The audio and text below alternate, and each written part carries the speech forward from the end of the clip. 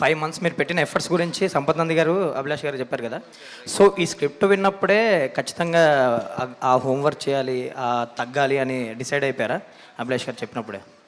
First అనుకున్నప్పుడే తను script చెప్పాడు. First half ఒకసారి విన్నా, సెకండ్ హాఫ్ ఒకే రోజు వినగానే ఇది కనుక మనం అచీవ్ చేయకపోతే ఈ సినిమా మనం చేసి వేస్ట్ అని ఆ రోజు ఇద్దరం అనుకున్నాం. బికాజ్ ఆ డిఫరెన్స్ లేకపోతే మేము బిలీవబిలిటీగా మీకు చూపించలేం and the authenticity of the film పోతుంది. So it was a big challenge for both of us and తను ఒక్కడే నమ్మాడు. ఓకే, విజువల్స్ చూసామండి, నిజంగా బెస్ట్ ఎఫర్ట్స్ పెట్టారు. Congrats. Abhilash garu, racing sequence గురించి ఎక్కువ మాట్లాడుతున్నారు సినిమా చూశాక. అంటే ఆ సీక్వెన్స్ని హ్యాండిల్ చేయడం ఎలా అనిపించింది? ఎంత టైం పట్టింది ఒక్కొక్క సీక్వెన్స్కి అదంతా షూట్ చేయడం?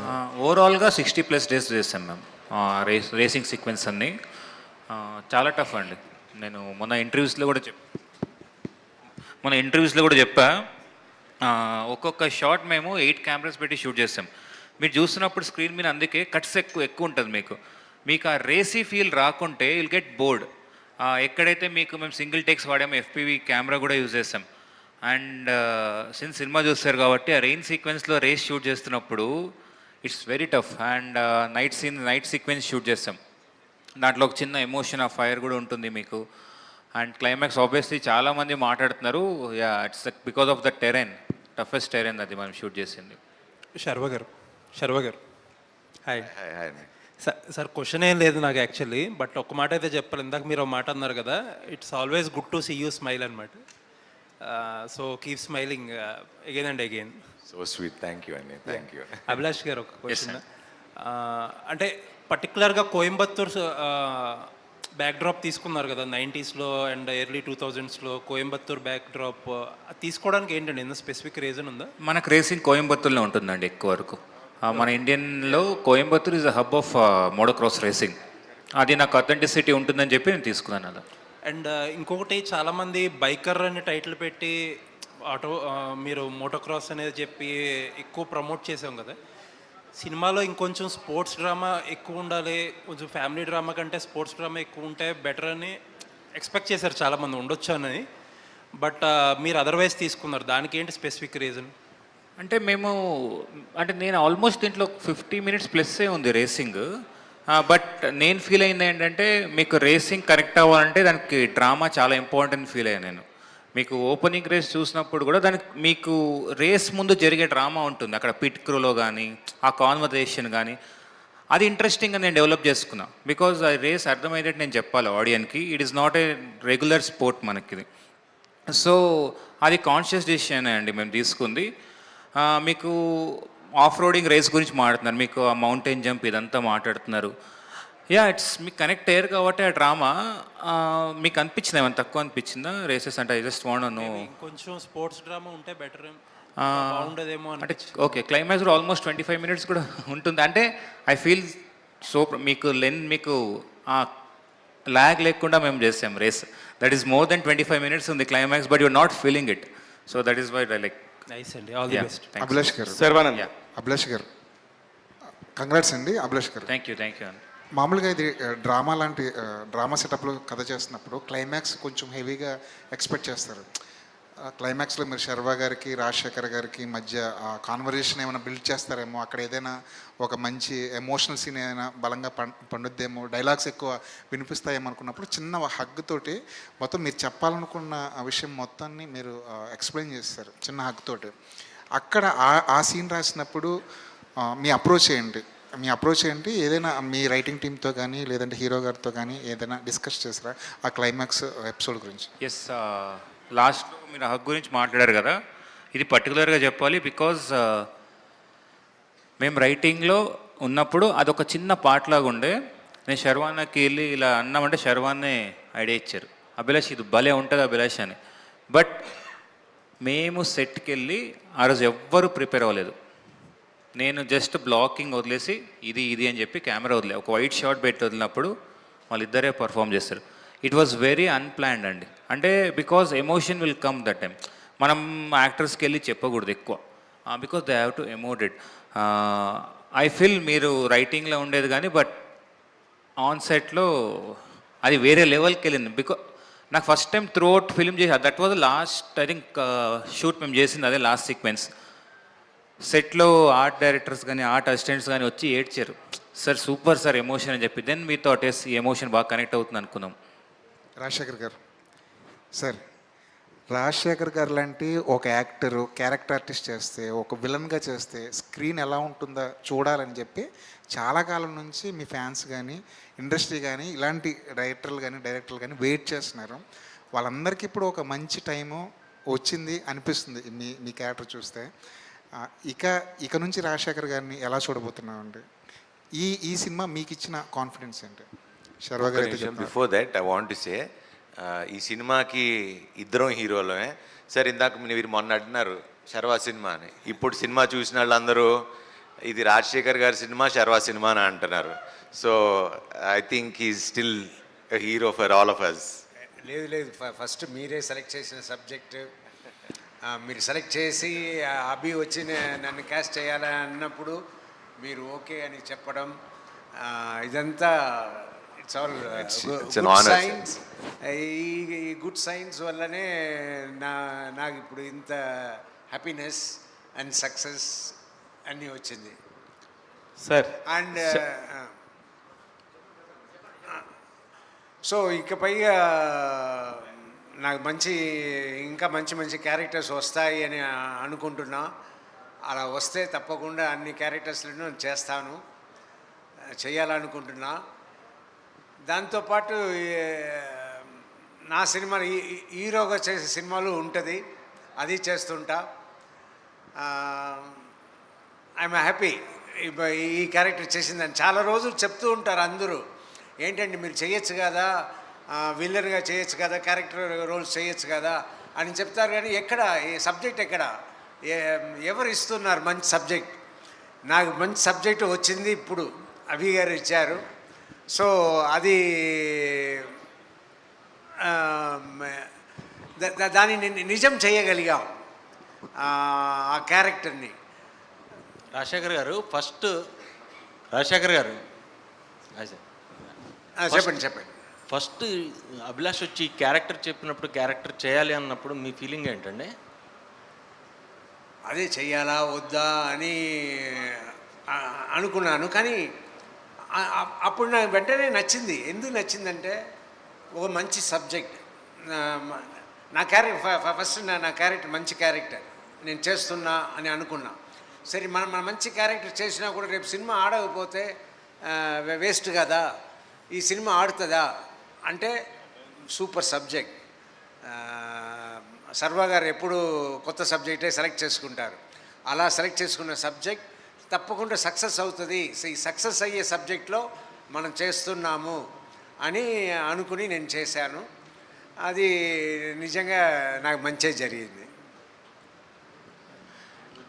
రాజశేఖర్ గారు అంటే మిమ్మల్ని యంగ్ మ్యాన్ అంటారు. ఇప్పుడు వరకు మీరు చేసిన సినిమాలన్నింటిలో పాటలు ఉంటాయి, ఫైట్స్ ఉంటాయి, డైలాగ్స్ ఉంటాయి. ఇంతకుముందు మీరు చెప్పినట్టు మ్యాక్సిమం నాన్న వరకే పిలిపించున్నారు. బట్ ఈ సినిమాలో మీరు ఎవరిని కొట్టడానికి కూడా లేదు, కనీసం గట్టిగా ఒక దెబ్బ వేశారు, తాత అని పిలిపించుకున్నారు. సో ఎలా అనిపించింది ఫస్ట్ టైము ఇది నిన్న చూసుకుంటున్నప్పుడు, సినిమా చూసుకుంటున్నప్పుడు? నేను ఫస్ట్ టైం సినిమా చూసేప్పుడు ఎప్పుడు నా మిస్టేక్లే చూస్తుంటాను. సో నిన్ననే నేను సినిమా చూశాను. ఫుల్ సినిమా పైగా ఇంకా నాకు అర్థం కాలేదంటే ఫుల్ సినిమా అర్థం అవ్వాలంటే నేను 2 సార్లు 3 సార్లు చూడాలి. సో నేను బట్ ఫుల్లీ నేను ఇంటెన్స్గా ఆక్యుపై అయిపోయాను ఆ సబ్జెక్ట్లో. నేను వెళ్ళింది కొంచెం లేటుగా వెళ్ళాను, వేరే షూటింగ్ నుంచి రావడం లేట్ అయింది, గట్కేసర్లో షూటింగ్. సో నేను ఇంకా చూసిన తర్వాత నేను ఇంకా బెటర్గా మాట్లాడగలుగుతా. బట్ చూసిన వరకు ఆ ఫీల్ చూసిందని అంటే బయట వచ్చిన తర్వాత అందరు మాట్లాడిన ఆ ఫీల్ ఉంది కదా, ఆహా సబ్జెక్ట్ ఇలా ఉంది, అలా ఉంది, ఇలా మీరు చేశారు, ఇలా బాగా వచ్చింది, సర్వా గారు మీ కాంబినేషన్ సూపర్ ఉంది అన్న ఆ ఫీల్ని చూసినప్పుడు మనం కొట్టాము, సక్సెస్ కొట్టాము అన్న హ్యాపీనెస్ నాకు నిన్న వచ్చింది. And still I'm happy. It's doing better and better. Sharwa ఎప్పుడు ఇట్లా హ్యాపీగా స్మైలింగ్గా ఉండాలి. ఈ బైక్ రేసులు చేసేటప్పుడు డిగ్రీలో ఇంటర్లో తిరిగిన ఆ మెమరబుల్స్ ఏమన్నా గుర్తొచ్చాయా మెమరీస్? ఈ బైకింగ్ అప్పుడు కాదు, ఇంటర్ డేస్. నేను ఎప్పుడు చెప్తుంటా కదా, inter days are the best days of our lifes. ఎందుకంటే రేపటి గురించి ఒక ఆలోచన, ఏమవుతుంది లేకపోతే నిన్నేమైంది, ఈరోజు బతకటం కోసమే ఉంటుంది ఇంటర్లో. ఎప్పుడు బంక్ కొడదాం, ఎప్పుడు బయటికి వెళ్దాం, లేకపోతే ఎక్కడికి డాబాకి వెళ్దాం, ఈ ఆలోచనలు ఉంటాయి. కాబట్టి that's the best phase. And బైక్లు వేసుకుని ఒక గ్యాంగ్ లాగా వెళ్తే ఆ కిక్ వేరు. సో యా, దీంట్లో ఇది ఇట్స్ మోర్ అబౌట్ అస్.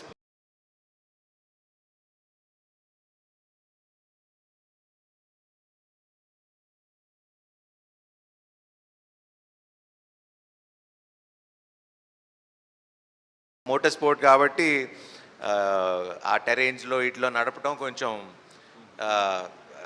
కొంచెం ఎక్కడ పడతామా లేకపోతే కొంచెం ఈ టెన్షన్లో ఉండేవాళ్ళం. శర్వా గారు, కంగ్రాచులేషన్స్ ఫస్ట్.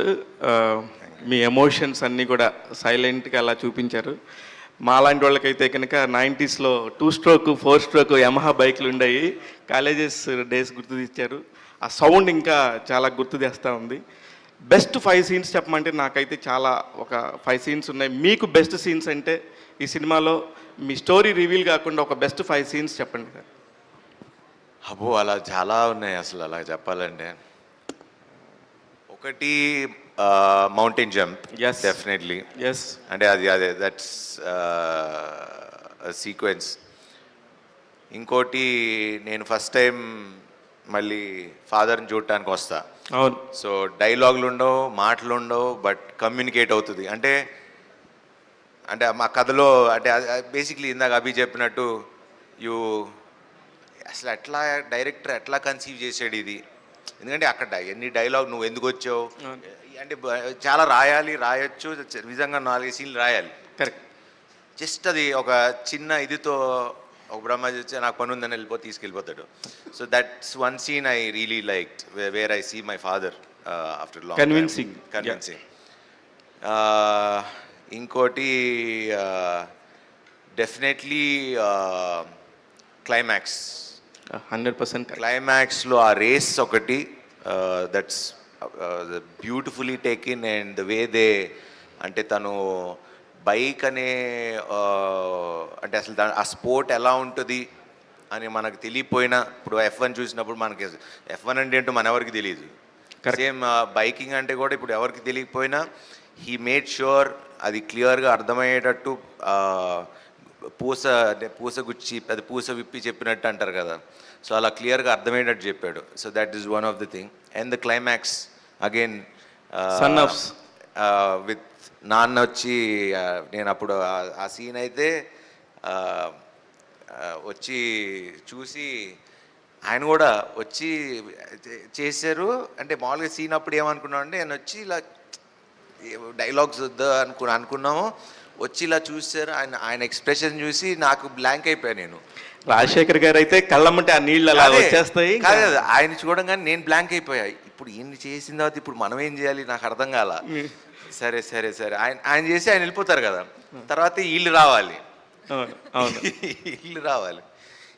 ఇప్పుడు నేను ఏం ఎక్స్ప్రెషన్ ఇవ్వాలి, ఏమి చేయాలి అంటే వచ్చి అక్కడితో క్లైమాక్స్ యాక్చువల్లీ. దాని తర్వాత అప్పుడు ఐ ఫెల్ట్, అండ్ ఆయన ఎమోషన్ తర్వాత అప్పుడు సన్నగా ఇప్పుడు నా ఫీలింగ్ ఏంటి, నాన్నని గెలిపించా కదా అనే ఎమోషన్ ఏదైతే ఉందో అక్కడ నాకు సరే నువ్వేం చెప్పకు, మనం ఏం మాట్లాడుకు రాని. వీళ్ళు అప్పుడు యాక్చువల్లీ పాపను బాబును తినుగు రావాలి, నువ్వు బాబుని అప్పుడే పంపించుకో, ఫస్ట్ మాళవిక గారిని పంపించండి, తర్వాత మధ్యలో జాయిన్ చేయండి అన్నాం.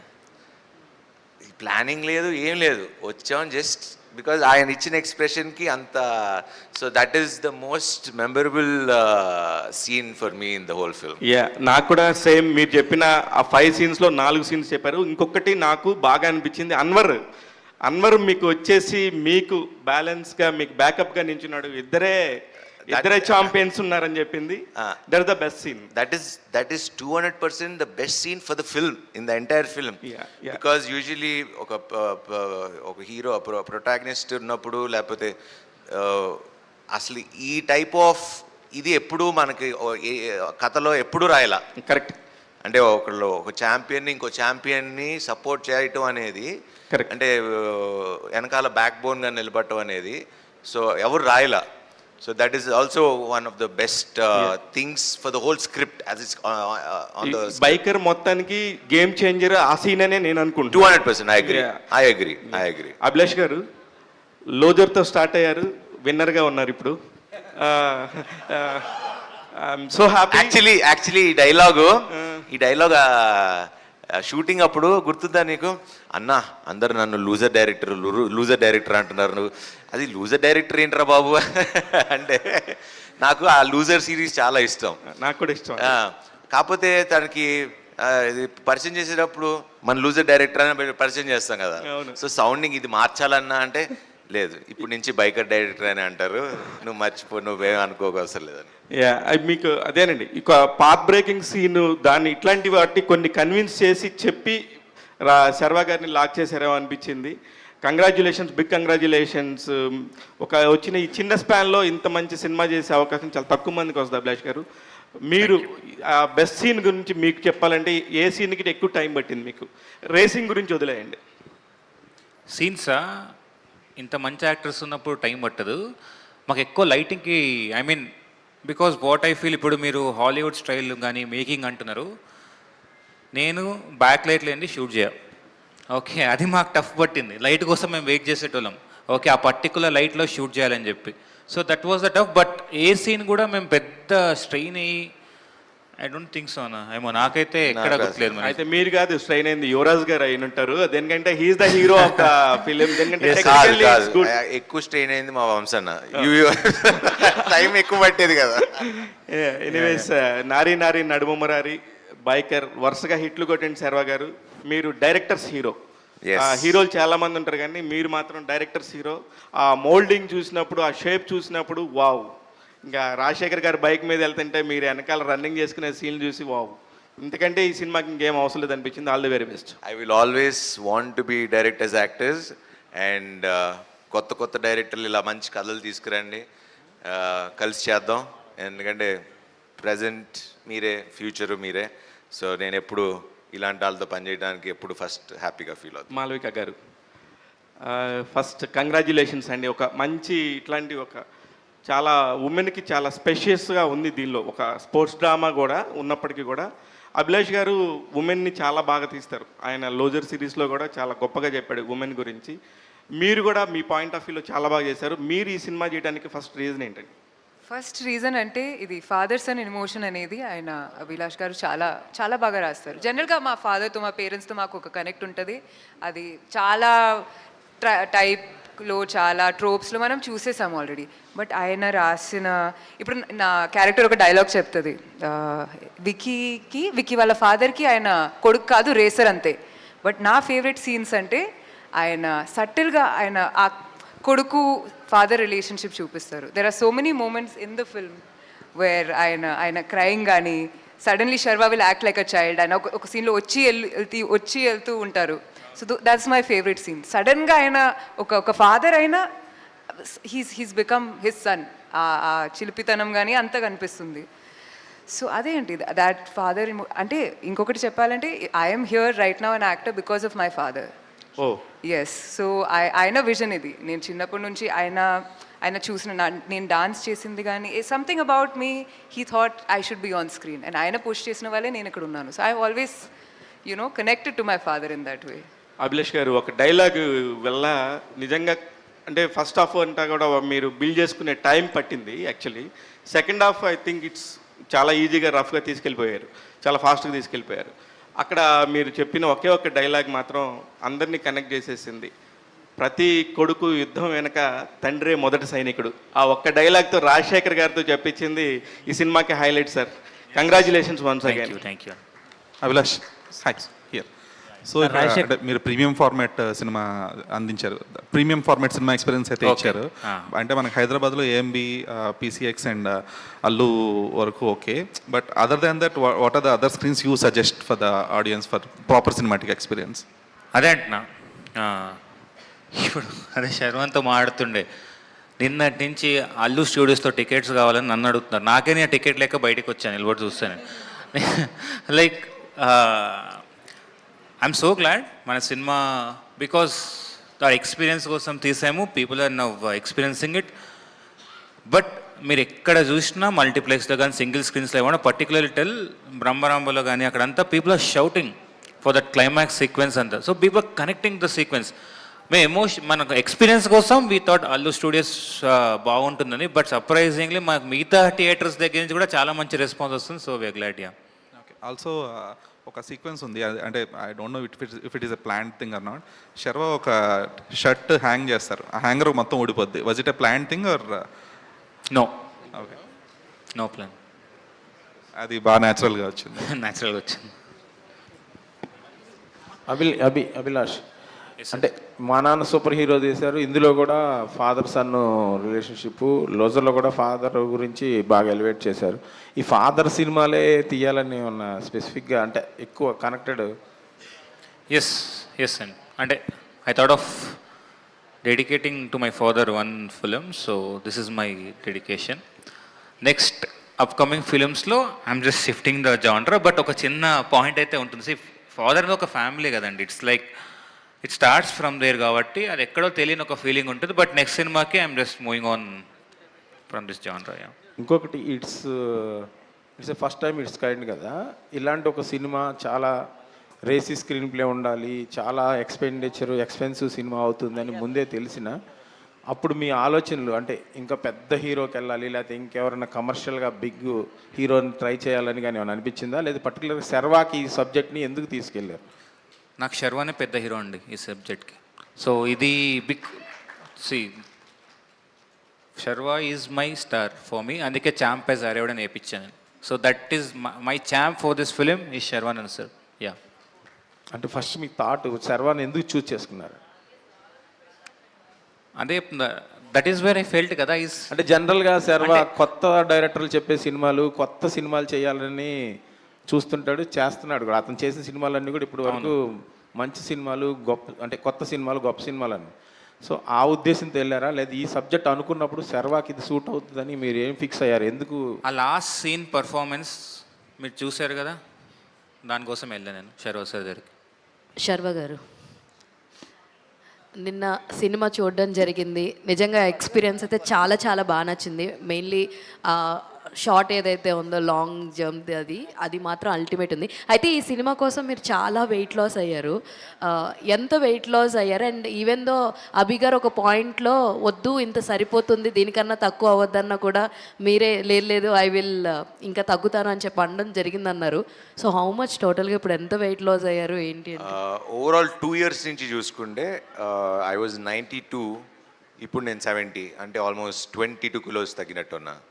సో బట్ అభి అప్పుడు ఆపుతామన్నప్పుడు I think I was maybe 75, 76 ఉన్నానేమో. బట్ ఆ ప్రాసెస్లో because we were okay, but I was uh running, ఆ ప్రాక్టీస్ అయితే ఆపకుండా చేశాను అంతే. You want to still continue ఈ fitness? No, that's become my lifestyle right now. I mean నేను రోజు యోగా వెళ్తా, మళ్ళీ వాకింగ్లో ఇక మన మీడియా మిత్రులు ఆయన రోజు కనపడతారు. అండ్ రాజశేఖర్ గారు, జీవిత మ్యామ్ అయితే రోజు కనపడతారు. సో ఇప్పుడు నా కేబీఆర్ పార్క్ అంతా నాకు ఎలా అయిపోయిందంటే, వాచ్మెన్ల కాడి నుంచి అందరు పొద్దున్న 5ంటికి వెళ్తా కదా, ఫస్ట్ నన్ను చూడగానే నా కార్డు గీండు కూడా చూడరు ఇంకా, బికాజ్ నా ఇయర్లీ పాస్ తీసేసుకున్నా. సో చాలామంది ఫ్రెండ్స్ అయ్యారు కేబీఆర్ పార్క్లో. All the very best. And Rajasekhar sir, sir biker title కాబట్టి మ్యామ్తో మీరు ఫస్ట్ టైం ఏ బైక్ మీద ట్రావెల్ చేశారో అన్నది చెప్తే. చాలా బైక్లో ట్రావెల్ చేశారు సార్. ఫస్ట్ ట్రావెల్ చేసిన బైక్ అని అడిగాం సార్, అందుకే ఫస్ట్ ట్రావెల్ చేసిన బైక్ ఏది నాకు గుర్తులేదు. కానీ ఒక ఎపిసోడ్ మాత్రం అప్పట్లో హైదరాబాద్ నుంచి చెన్నై ఫ్లైట్కి షూటింగ్ బాగా డిలే అయిపోయింది. ఫ్లైట్ టైం లేట్ అయిపోయి కార్లో వెళ్తే ఎక్కువ ట్రాఫిక్ ఉంటుంది, బైక్లో వెళ్తే త్వరగా వెళ్ళిపోవచ్చు అని అక్కడ ఉన్న మా మేనేజర్ బైక్ని తీసుకుని నేను జీవిత ఎయిర్పోర్ట్కి వెళ్ళాము.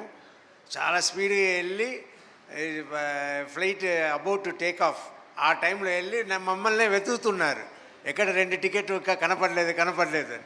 మేము బైక్ తీసుకెళ్ళి స్ట్రైట్ ఎయిర్పోర్ట్ గేట్ దగ్గర ఆపి ఆయన వచ్చి ఏంటి ఇది అని డ్యూటీ ఆఫీసర్ అడిగితే ఆయన దగ్గరే కీ ఇచ్చి ఇది ఇచ్చేయండి, మా ఫ్లైట్ టైం అయిపోయిందని మేము ఇద్దరు లోపల పరిగెత్తి వెళ్ళాం. సో అలాగే ఇంకో భీమవరం ఎక్కడో ట్రైన్కి వెళ్ళాలి, మేము కార్లో వెళ్తున్నాము, అన్ని ట్రాఫిక్ ఆగి ఉంది. అయ్యో ఇప్పుడు బైక్ ఉంటే బాగుంటుంది అని ఒక అబ్బాయి వచ్చి సార్ మీ పెద్ద ఫ్యాన్ అది ఇది సరే థ్యాంక్ యూ రా, నువ్వు ఈ కార్లో రా, నాకు బైక్ ఇవ్వు, మేము ట్రైన్ పట్టుకోవాలి అని ఆ బైక్ తీసుకుని జీవితాన్ని తీసుకుని నేను ఆ ట్రైన్ పట్టేసుకుని వచ్చాను. ఆ కార్లో వచ్చి అబ్బాయి బైక్ తీసుకెళ్ళిపోయాడు. సో ఇలా చాలా జరిగింది సార్. రాజశేఖర్ కానీ దీంట్లో ఒక్క నిమిషం, ఐ వాంట్ సే, కానీ నేను జీవిత మ్యామ్ గురించి కంపల్సరీ చెప్పాలి. I'm always jealous. రాజశేఖర్ గారిని చూసి ఎప్పుడు కుళ్ళుకుంటుంటా. అసలు చిన్న బాబుని చూసుకున్నట్టు ఎంత బాగా చూసుకుంటారంటే అసలు మీరు అక్కడ సెట్లో చూడాలి. అసలు చిన్న బాబుని చూసుకున్నట్టు ఆయనకి ఎప్పుడు ఏం కావాలి ఏంటి, షార్ట్ ముందు కూడా మానిటర్ ముందు కూడా కూర్చుని ఇది అది హెయిర్ వాట్ ఎవర్ మొత్తం అంతా A to Z చూసుకుంటారు. And good to see a couple like you ma'am. Thank you. Abhilash garu sir, Abhilash garu last question. So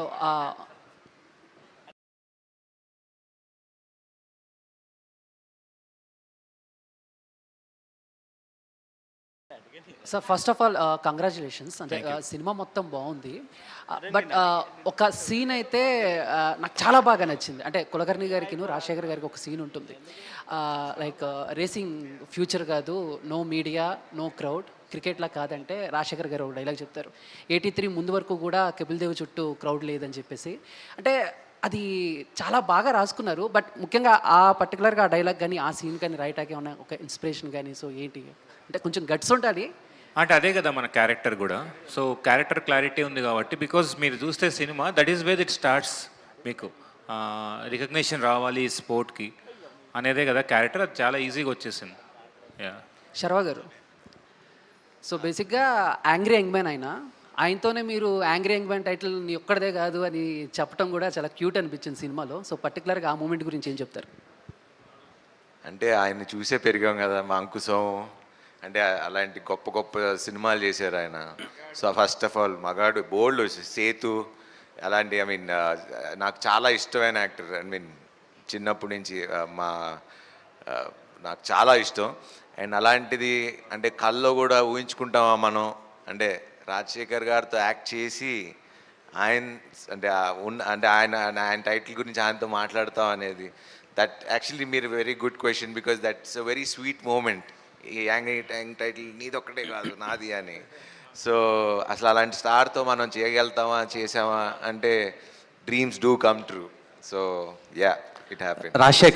Rajasekhar గారు మీ మామూలుగా ఈ సినిమా రిలీజ్ అయినంత వరకు మేము మిమ్మల్ని యాంగ్రీ యంగ్ మ్యాన్లా చూసాం, అండ్ సోషల్ మీడియాలో బాగా ఈ గోలీల్ ఫ్యాక్టరీ సంథింగ్ అన్నారు కదా, కానీ ఇది రిలీజ్ అయిన తర్వాత బైక్ ఫ్యాక్టరీగా మారుతుంది పక్క. అదే ఇప్పుడు చూస్తున్న వాళ్ళకి బైక్ ఫ్యాక్టరీలా మారుద్ది అనుకుంటున్నాం, మీరేం దాని మీద ఒపీనియన్? అయినా నా గోలీ ఫ్యాక్టరీని వదల. One more question. సినిమా అంతా చూసినాక మేము బైక్ డ్రైవ్ చేసినా, బైక్ గుర్తొచ్చినా, మా ఓన్ బైక్ని మేము డ్రైవ్ చేసినా, ఆ రేసింగ్ ట్రాక్, బైక్ చేజింగ్ సీన్సే గుర్తొస్తున్నాయి. అండ్ ఒక్క డౌట్ ఏంటంటే శర్వా గారు అమ్మ ఎవరు సినిమాలో అనేది చాలా హంట్ చేస్తుంది నాకు నిన్న నైట్ నుంచి. మీరేనా? అక్కడ ఉన్నారు కదా. సో అంటే ఒక ఫోటో అయినా చూపిస్తే బాగుండేమో అనిపించింది, అదొక్క డౌట్ ఉండిపోయింది. డైరెక్టర్ క్వశ్చన్ అది సార్. 17 గురించి కూడా చెప్పాలి సార్ మీరు. 17 బైక్ నెంబర్, ఆ లక్కీ నెంబర్ అంతే, నాకు నేను పెట్టుకున్నాను. అంటే కోహ్లీ లాగా తాలా for the reason. Okay. Malvika గారు, సో మీరు కూడా బైక్ రైడ్ చేశారు కదా సినిమాలో? చేశానండి. సో అప్పుడు ఎలా అనిపించింది మేడం? చాలా బాగా అనిపించింది. నేనే నేర్పించాను శర్వాకి ఎట్లా బైక్ రైడ్ చేసుకోవాలని, అంతా నేనే. నిజంగా రాదా? నిజంగా ఓకే. శర్వా బాగా వచ్చింది. మొన్న ఒక పెద్ద హిట్ అయింది నారి నారి, అండ్ ఇప్పుడు సమ్మర్కి దింపారు, పండగ ఒక సినిమా దింపుతున్నారు, నెక్స్ట్ భోగి, రాఖీ పండగ, రాఖీకి వస్తుంది. Eagerly waiting for that project and congratulations for biker. ఇప్పుడు 4DXలో కూడా చూడాలని ఉంది, ఇంకోసారి వెళ్దాం అనుకుంటున్నాను. నాకే అసలు టైం కుదట్లా ప్రమోషన్స్ అని చెప్పి, నాకే ఇంకా ఆయన చెప్పినట్టు ఒకసారి సరిపోట్లా, నాకు వెళ్ళి ఎప్పుడెప్పుడు మళ్ళీ చూద్దామా అండ్ భ్రమరాంబకి వెళ్ళి చూద్దామని, ఇంత పెద్ద క్లాస్ థియేటర్ కాకుండా మన మాస్ థియేటర్లో చూద్దామని. అండ్ సినిమాలో మీరు ఒక సినిమాకి వెళ్తారు కదా, భాషా ఫిలింకి, అదే ఒక సినిమాకి వెళ్తారు. మామూలుగా మేము డాడీస్కి దొరికిపోయినప్పుడు కొట్టి కొట్టి తీసుకొస్తుండే, కానీ మీ డాడీ చాలా కూల్గా ఇది కాదు నీ లైఫ్ వేరే అని తీసుకొచ్చారు. సో ఆ టైంకి మీ లైఫ్లో ఏమైనా మెమరబుల్ మూమెంట్స్ ఉన్నాయా? అది మనం ఎక్కడ దొరుకుతాం, దొరకం కదా. అదే దొంగతనంగా చూసిన ఏమైనా ఉన్నాయా? మనం ఎక్కడ దొరుకుతాం. Congratulations whole team. Sir Rajasekhar garu యాక్చువల్గా ఈ సినిమాలో లాస్ట్ క్లైమాక్స్ ముందు మీరు చెప్తారు కదా, అతని లైఫ్లో అంటే ఫాదర్ కన్నా ఆ అమ్మాయి వచ్చినప్పుడు అతను సక్సెస్ సాధిస్తాడని చెప్తారు కదా ఒక సీన్లో. అవును, ఎస్ సార్.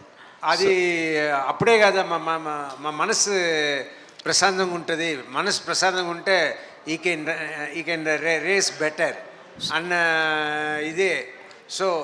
సో మీ లైఫ్ రేస్లో జీవిత గారు ఎలాంటి ఇది పోషించారు sir compare to that scene?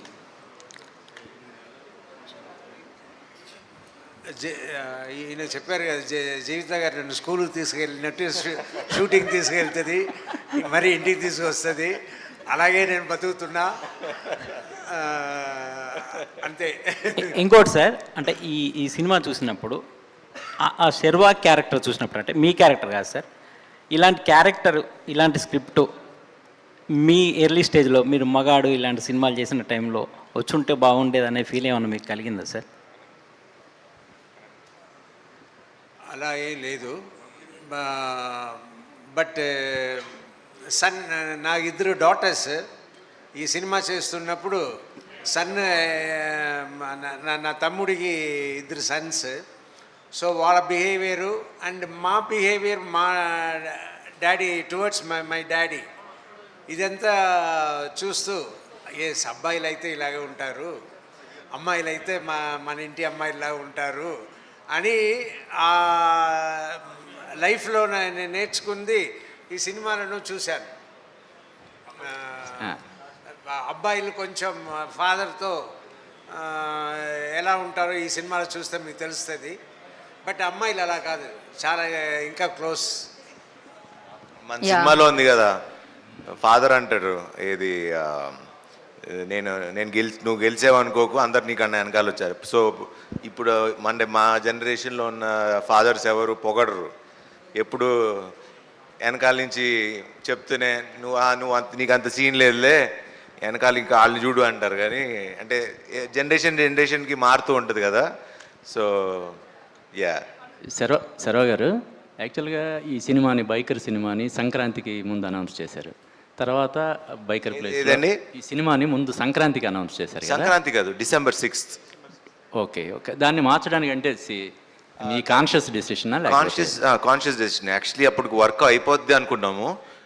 మాకు అనుకున్న వర్క్, మేము అనుకున్న అవుట్పుట్ ఏదైతే క్వాలిటీ ఇద్దామో అది రాదనుకున్నాం అని చెప్పి we just pushed it and got that film, అంతే. మాలవిక గారు ఒకటే క్వశ్చన్ లాస్ట్, ఏంటంటే ఉమెన్ ఎలా ఉంటుందనే పర్స్పెక్టివ్, లవర్ గర్ల్గా ఉన్నప్పుడు మీ యాక్షన్స్ వేరు, మా వైఫ్ అయినాక మీరు పూర్తిగా మారిపోయారు.